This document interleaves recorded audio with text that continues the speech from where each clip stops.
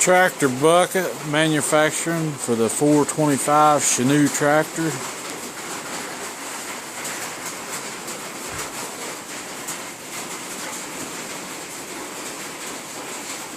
I'd like to show you all a little more, but I don't have a camera that I can show welding on.